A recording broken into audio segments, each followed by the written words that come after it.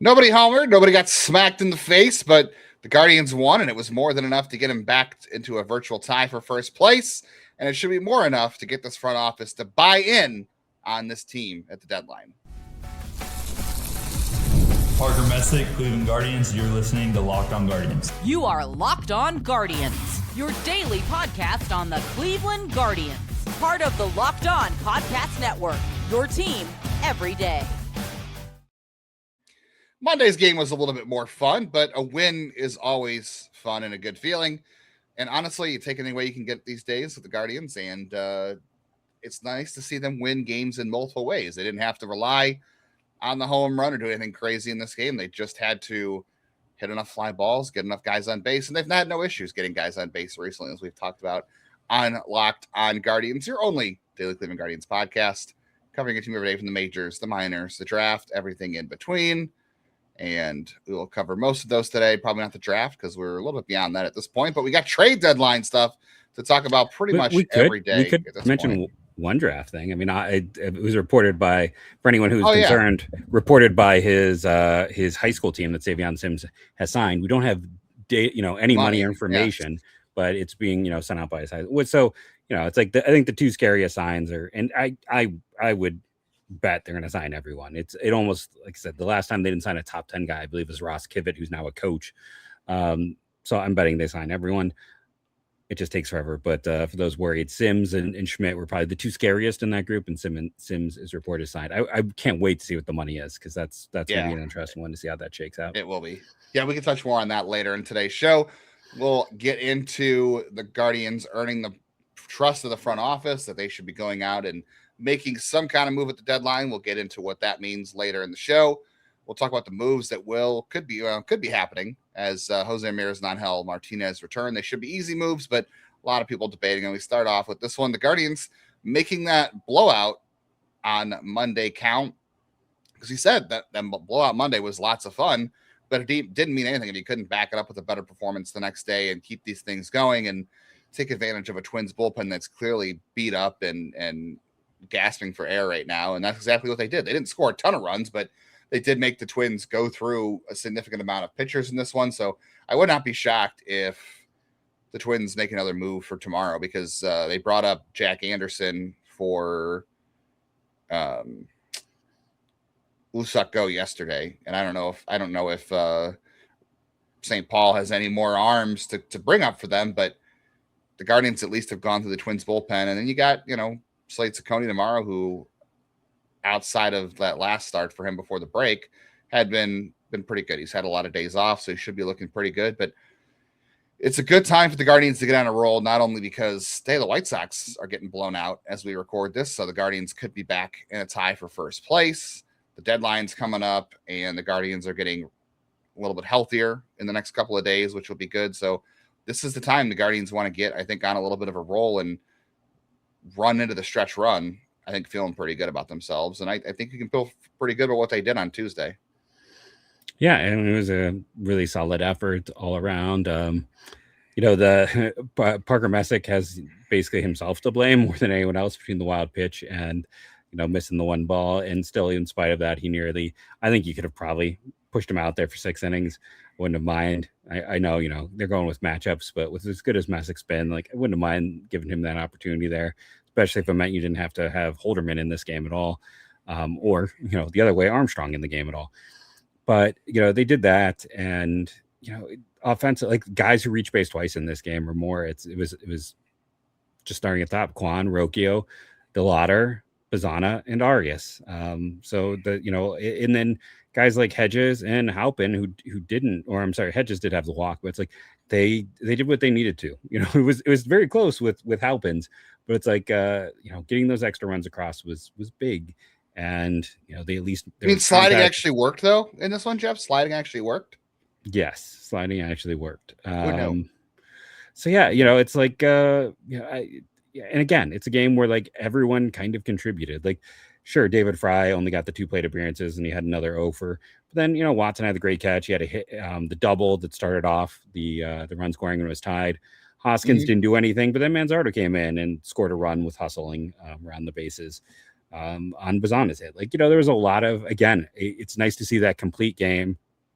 And the sloppiness wasn't that, like, it was a hard play for Messick. And then you and I debated the Bazzana, like, should Bazzana have just eaten it? Or, like, he's trying to they make did that. Give an error in that throw. Yeah, they did. It's like, and you can have it in the comments. It's like, I said, no, go ahead and throw it, because in the low likelihood you make it, then a run doesn't score. But in the high likelihood you mess up, the runner's only getting second. You have 2 outs. So I understand making that throw there. I'm sure people are going to call me an apologist, but I didn't have an issue with that. So it was a clean game. Everyone, virtually everyone contributed. Outside of Armstrong, who did get a hold, showing you how dumb holds are. The bullpen was fantastic.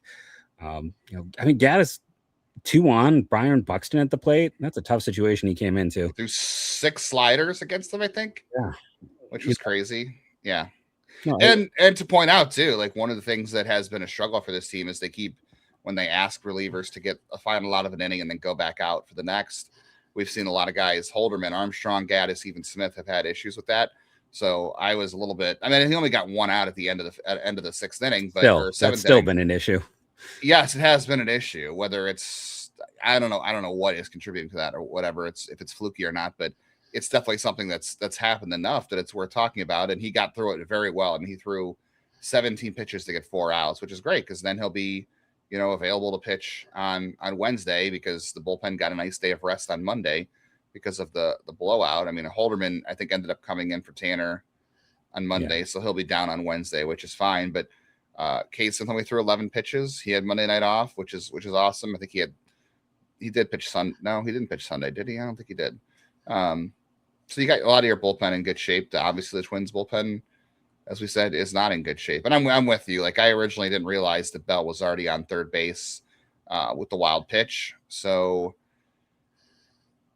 he was going to score no matter what. Or if Bazzana makes that throw and he gets the out, he doesn't score. If Bazzana eats it, he scores. If Bazzana throws it away, he scores. So it didn't matter what he did. You give him the error, which is, whatever. But I'm with you on that. I think that was a shot where you can take it. It's a very split decision there. And we're kind of, picking at nits here, because it didn't end up mattering, because the offense came through when they needed to, which was awesome. And you could even argue the last 2 days with the pitching, Jeff, like Chase DeLauter's like ill-advised dive in the 2nd inning cost Tanner 2 runs on Monday, and Parker and to, I guess, some extent, Bazzana were the cause of those runs scoring in the. Well, I mean, I think it's all Parker, because, like, no matter what, I don't blame Bazzana. Oh, the home run. He had the home run at Jeffers. And then it's wild pitch, and then Parker misplays the ball. Yeah. So, like, Bazzana either had to make a perfect. But they were throw. They were essentially self-inflicted wounds. The Twins probably wouldn't have scored except for the Jeffers home run if the Guardians didn't do something to shoot themselves in the foot there.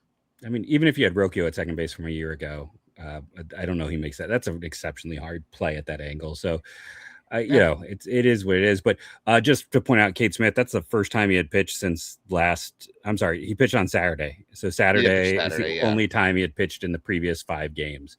So, like, and that's the pen has been really well rested over the last week. Well, he had the All-Star break, so that did help. But it's like Gaddis only. But he also pitched in the All-Star game, so yeah. Gaddis pitched on Sunday, but he didn't pitch in any of the other games. It's like, the pen is in good shape.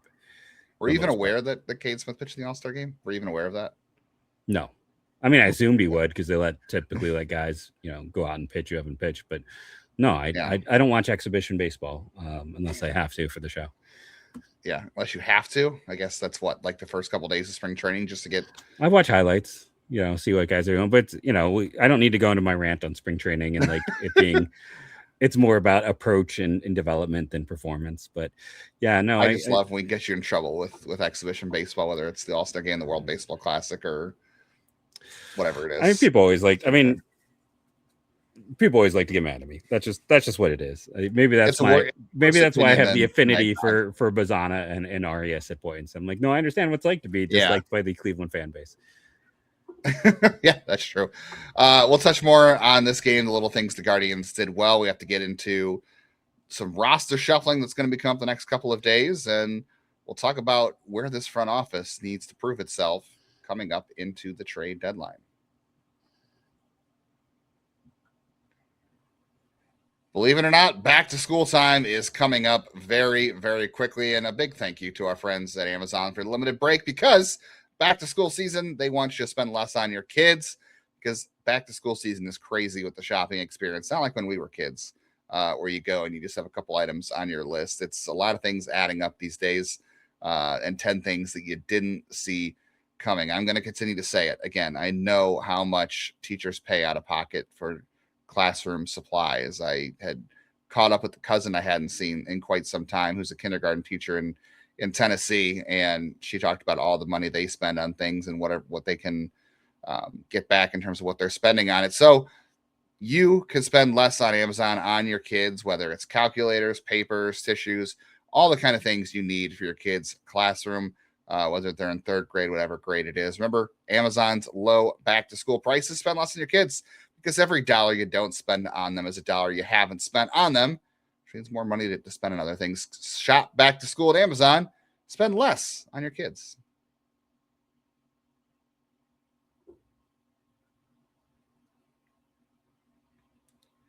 I want to take this time to thank you for all listening to Locked On Guardians, making it your first listen today and every day, wherever it is that you get podcast. Get in on the Everydayer Club now so you can continue the conversation when the show is over. We can talk trade deadline. We can talk whatever else is going on around baseball on the listener Discord, which, as Jeff and I are over there, other listeners of the show, Guardians fans of all the other shows out there, so you can see what the Rangers fans think they're going to do, or the White Sox fans think they're going to do at the deadline, or the Orioles. And you get ad-free episodes of the show on all your audio platforms. So go to lockedonguardians.supercast.com. Check the link in your show notes to sign up, and you get a 7-day free trial whenever you sign up for a limited time remaining on that one. So, yeah, it was nice to see the Guardians do a couple of little things very well in this game. Like, yes, the 2 sack flies, the great slide by Travis Bazzana, because guess what? When you slide nifty like that, you can score. You go in standing up on that play, you don't score, and he barely scored anyway. So the little things do indeed matter, even though the Guardians did make a couple of errors, but they didn't get any hits, with the bases loaded in that inning, but they got 2 sack flies, the Petey Halpin one, and then the Austin Hedges one. Because every night, especially with this team, we know they're not going to hit a home run. They're not going to hit 7 home runs every single night. That's one of the things this team did well early on in the last couple of years. I know they don't have the same personnel, but sack flies for a team that's not going to hit for a lot of power is very important. When you get runners on, if you don't get a hit, you got to get the ball in the air and you got to get it to the outfield. And it's nice that they have the speed of guys like, Travis Bazzana able to score on those. Who scored in the Hedges one? Was that so it was Watson and Bazzana. So yeah, okay. So the Watson one fairly easy because yeah, and that was a deeper fly ball, so Watson didn't have any issues. But the Petey Halpin fly ball was a little bit shorter, and Bazzana did. I almost said don't send him, but you know what? You made the great throw, and he made a great slide. So at that point in the game, you're up 4-2, and you make him make the play. Or I think it was 3-2 at that point. I'm sorry, the extra run came on Bazzana's little cricket swing. Did you see that? I was like, that's. Yeah, in the post, did you hear Bazzana talk about like how it's almost like involuntary against left-handed breaking balls? Yeah, very strange. Yeah. He said, I don't think it's sustainable, but it's working right now. I'm like, well, that's good. So maybe at least he knows he shouldn't keep doing it because it's working, because it may not always work. I'm not going to use this time to complain about anything, but I know we were texting about the weird lineup in this one. It didn't end up really mattering, but the lineup was a little odd because of the opener bulk inning thing strategy again. And them acting like it was going to be a full start. They went full lefty in this one. Yeah, you had Hoskins, whatever, but you moved Bazzana way down in the order, and it ended up working out for them. So I can't complain too much. It did work out. So yeah, I guess that's one of the, I don't know, that's a results over process thing. But I mean, looking at this lineup, like I don't necessarily care right now who's hitting where, because like Rocchio's producing for you, and DeLauter should be hitting up there. And I mean, Rocchio's been hitting cleanup for a couple of times this week, and it worked really well on Monday. So I guess I really can't say too much, even though that's weird. Quan back at the top of the order clearly works because he's walking now, and he did yank one to right center field, I think, tonight. That just fell into the wall. He had that double, so nice to see that again. He's starting to earn those pitches on the inner half because he's willing to go the other way right now. And then, the order, I think in theory, Jeff, this week is going to get a lot better. And before anybody says, oh, they're going to use that as their trade deadline, we're going to talk about that in the next segment. But Jose Ramirez apparently is bugging Stephen Vogt to play, whether it's Wednesday, Thursday. He wants to play sometime before the Guardians go back on the road out down to Tampa. And then Angel Martinez played a full game on Wednesday in Columbus. He had a home run. I'm sorry, Akron. He had a home run. He's had a couple doubles in Columbus before. So maybe he needs one more rehab game. Maybe he can do a back-to-back and come back. But it would not shock me if Jose and Angel are both on the plane down to Tampa Bay this weekend. Yeah, it feels like they're both getting close. Jose is definitely an improvement. Okay. I am curious to see what happens with Angel. He had hit a bit of a wall before he got hurt. Like, it was definitely some up and downs. I'm curious to see how they will roll him in or what they will do. And this year's not in lefties. I think that's part of the thing, or at least not as much as he has in the past. So I'm very curious to see how both those guys perform. I don't think they're going to hit the ground running quite the way Chase did, but it should make them a better team just having those players up. There's been a lot of questions about who we think is going to move when those players get added. Yeah, I don't think these are particularly hard moves either. Like, credit to Petey Halpin. He had the 2 home run game. He's done some pretty nice things offensively. Like, he's getting comfortable slashing the ball the other way. His swing does look shorter, which is what he and Grant Fink have been working on, and that's good. And obviously, Halpin's an incredible defender in center field. He made some great catches in this one that I think got overlooked. But I think he's worst hitter offensively this year. There's no question he's going to go back down. And then Naylor, Brito, and then Halpin of people who have had at least 50 plate appearances. Yeah. Halpin has a place on this team when you have 3 or 4 out. Like if you have, we have one guy who plays left field every day. We have one guy who plays center field every day. And we have a platoon in right field, maybe. Him and Schneemann are too similar. Yes, exactly. They both run well. They strike out a lot. They can run into some pop now and then. They're great defenders in the outfield, great arms. I agree. And the thing is, Schneemann can play the infield. So Halpin, and he walks, and Halpin doesn't. Yes, well, Schneemann's not walking that much. 9% is still better than 2.5. Yes.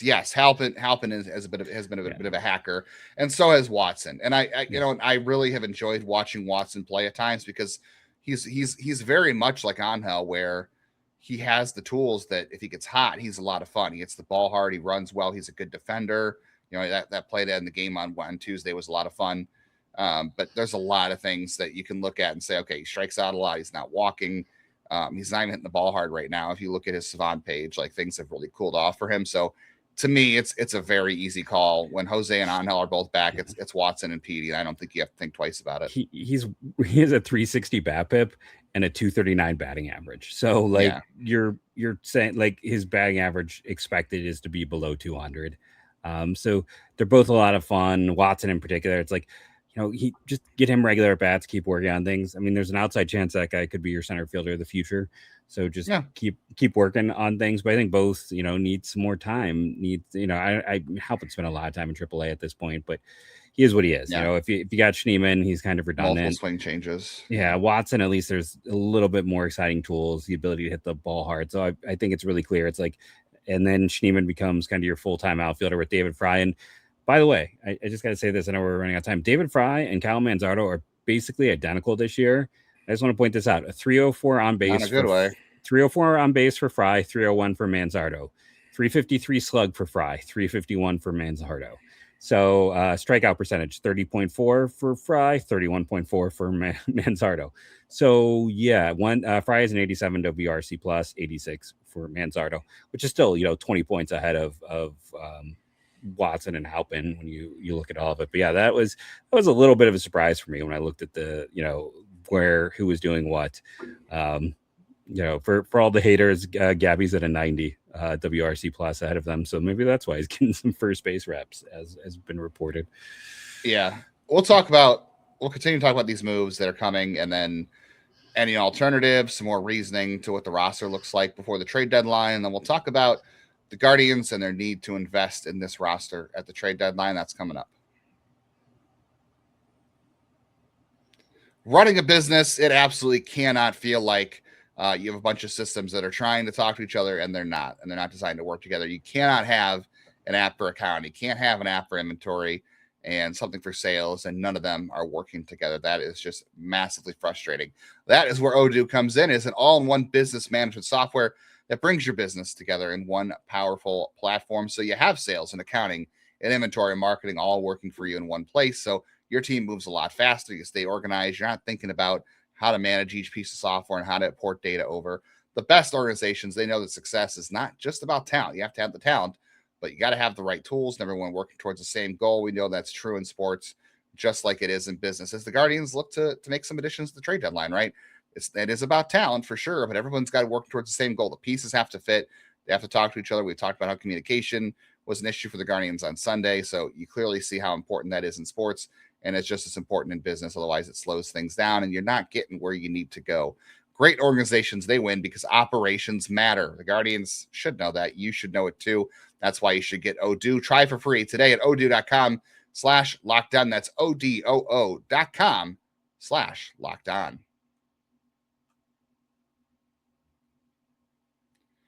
Do all the good stuff if you can, please. Hit the bell on YouTube. Subscribe. I don't know what our subscriber count is at. I know we were talking about it yesterday, but we do appreciate everybody who left the Apple podcast review because that helps people find the show.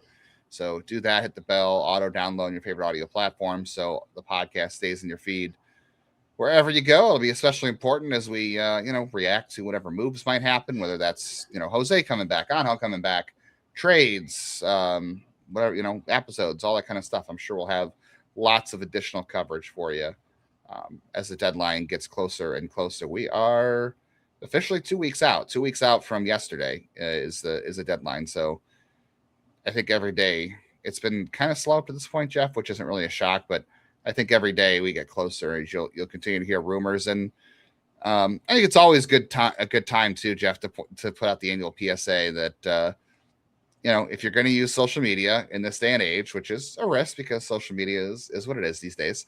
If you're going to use that for your tracking for rumors, just, everything with a grain of salt, maybe check for verification like 3 times now that blue check mark is a real one.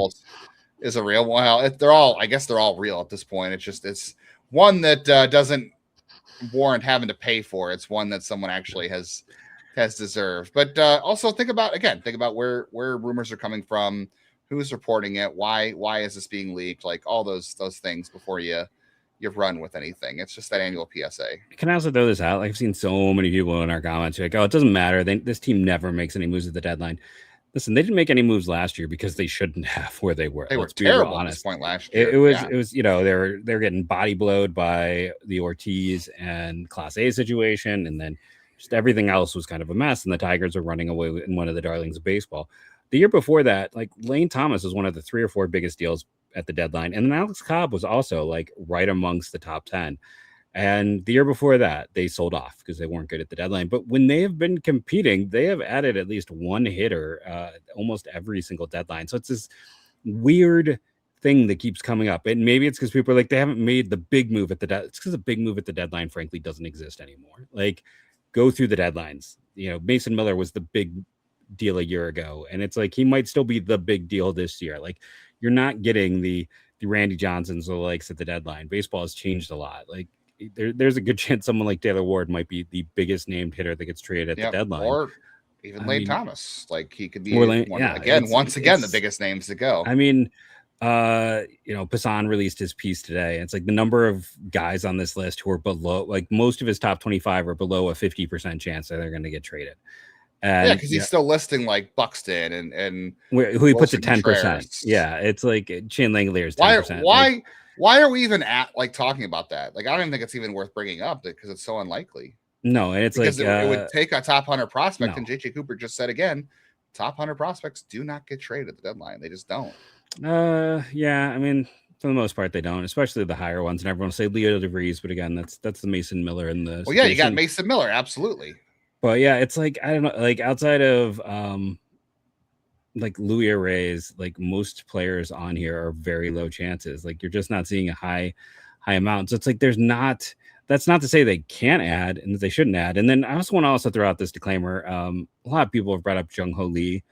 The fact that dude he's not a $21 million a year player, and then he's owed 3 more years at 21 million. Just forget about Lee. Like, that is a name we can just put to the side. That is not happening. He's not good enough to get 21 million. So he is going to, opt into whatever he has. And then, there, so can we also put to bed the Lindor thing again too? Because I just saw a report today that said the Mets do not plan to pay down any salary deadline.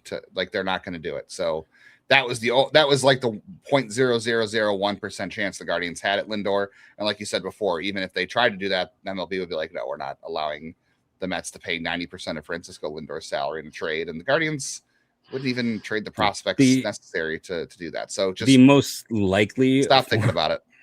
Like the most likely former Guardian hitter they could probably get at this deadline is probably like Josh Lane Bell Thomas or Lane Thomas. It's those two guys. Those are the two guys. That's so funny you said Josh Bell, and I was like, you're talking about Manzardo and David Fry, and I was like, God, they have to get somebody on a corner here, because it's like, I don't know. Rhys Hoskins has his moments. Like, he does draw walks. He had the 2 home runs on Monday, but everybody had. I mean, Petey had 2 home runs on Monday too. So, like, I think they need to find someone to play over there. And if you want to, Bell is, I don't know. Bell is just basically them though. Like, I think he's at like league average. I think he's just consistently. I'm looking at the Savant page right now, and I was like, it's all pretty mediocre. Like, nothing sexy there. No, Last year his Savant page actually was really good. But his OPS is the same as this year as it was a year ago. It's 742 at the end of the year. Right now it's 739, and he's hitting righties better than lefties this year. So, Nathaniel Lowe. Here's the question. Probably the guy, right? Isn't he a right-handed? No, he's a left-handed bat as well. Sorry, no. Who are you talking about? Lowe with the Reds. Like, at least his Savant page is kind of nice looking.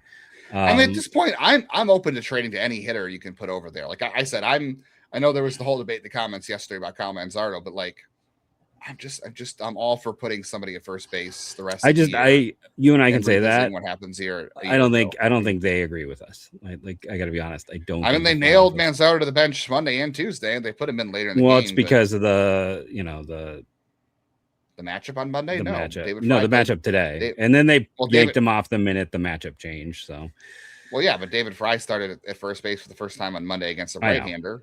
Yes, I think they're giving him an off day. Like that happens from time to time. But yeah, they quickly went back. I still don't think there's anything wrong with Manzardo getting a refresher in AAA at this point with how bad it is. They don't tend to do it with a guy who's done a complete season as an everydayer at the big league level. Like the last one was maybe Andres Jimenez. Yeah. Well, Bo Naylor had multiple seasons. Yeah. I mean, Bo then Naylor again, the only reason Bo Naylor is back in AAA is because Patrick Bailey was available. Bo Naylor would still be playing up here somewhat if Patrick Bailey was not available. Yeah. So I'm just saying, if they can acquire somebody they feel good about over there, maybe they would put Kyle Manzardo back in AAA if that same situation comes up. The question about Josh Bell, though, is this number. He's always good for 1/2. So pre-All-Star break, 736 OPS, which is just fine. Right now it's 771. So which half for Josh Bell was good? Was the 736 good, or is he due for a better half? Because I never know with that guy. Like, no, I mean, and he can't play first. He can't really play first base either. I mean, he's another DH. Ironically, according to metrics, Kyle Manzardo can't either, but we also think that defensively. Yeah, I mean, that's the thing. It's like, honestly, if you're going to get a first baseman, it's probably call it up with the Padres with Ty France. Like, that's probably more. Which is ironic because I think the way to go. We both buried that idea and said how we dumb did. It was. And he's been very good. He's been very good. Last year, Josh Bell pre-All-Star break, 679 OPS, second half, 842. Like, that guy is like the year the Guardians had him in 2023.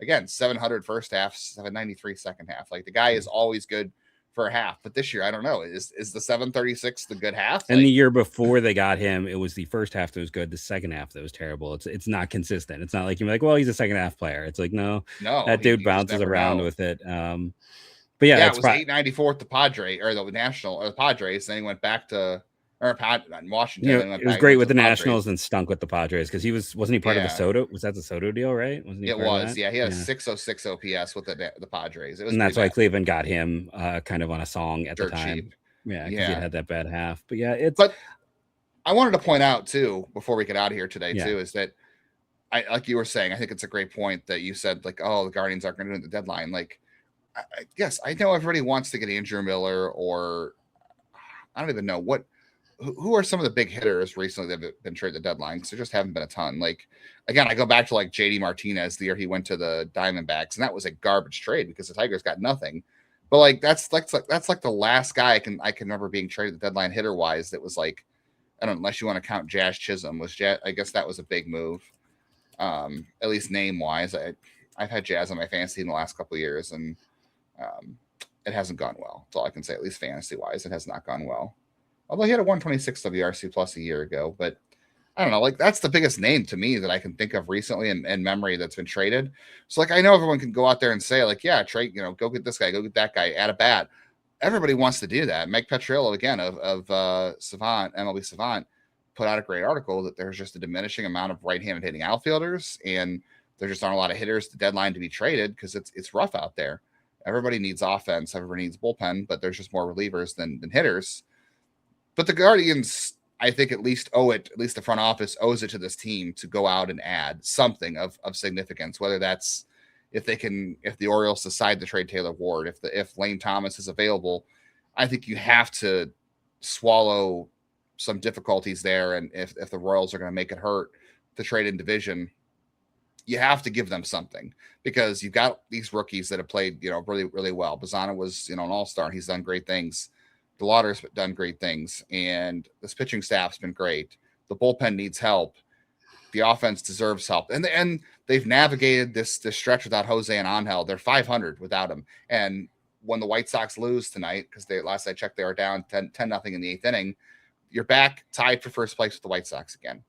This team has done everything they can to survive. It hasn't been pretty, but they've done everything they can to survive without, two really big pieces of the offense. And I think they have earned the right for the front office to come in and say, yeah, we're going to give you some reinforcements. Can't guarantee they're going to be, big names, but we're going to come in and put some guys on this team that are going to help you. And at least because that can galvanize teams too. It doesn't, even if it's not like a big sexy name, you give these guys a little bit of help, that's going to galvanize the clubhouse. And that matters. It could or it couldn't. Like, you also have to, that's going to be the thing, because if you go and get any name at all, like, there's a chance you lose someone like Hoskins, who's apparently, very well liked, well thought of. Like, that's the other thing that is going to have to be balanced in wage. Like, it's a tight clubhouse, it's a happy clubhouse, it's a good group that's allowed them to be in first place. Like, that's always, there's calculus at both sides. There is. You have to find the right fit for sure. Like, they tried to get Taylor Ward in the offseason, and that tells me that they're comfortable with Taylor Ward, at least the background. Well, I don't even think it's about like who they're adding. I just think it's like whoever you add, you're losing to replace. Well, if you get someone like a Taylor Ward, you're probably dumping out Gabriel Arias at that point, because you just keep Steeman as your backup infielder, and you can keep Hoskins and Manzardo if you really want to. Plus, Fry can play the outfield. It might be dumping Fry at that point too, because it's the right-handed bat, and then he doesn't bring as much. But there's also a world where there's also a world where that is dumping Hoskins, because Ward's a terrible defender, and you maybe want to still keep on Hell in most games. So yeah, is he? I didn't check for that. I was going to say I wouldn't be against moving DeLauter to DH a little more often too, but yeah. I didn't realize. I don't think I realized Ward was not a good defender. So he's pretty bad out there. Yeah, it's -1 in left field this year, and he has not played right field since 2022. So, and throwing anyone in left field is hard because of the way Cleveland's left field is. So you'd have, plus you have to move Quan to center, and then you'd have Angel or Ward and right, and then, you'd have Angel and right, which he can play right, but and then you have more Chase at DH, which might work. But that's why I think any trade is probably taking away Hoskins because of. I think it's still Fry. You can still argue it's Fry. Well, we can't argue anymore because we are out of time. I want to thank you all for joining us. We will continue these discussions in the comments and everywhere else. So thank you for joining us. Remember, rate and review, download daily. It helps. We got more games to discuss. Hopefully we'll be talking about another win tomorrow. Thank you all, and go Guardians. Go. Jason Kubel.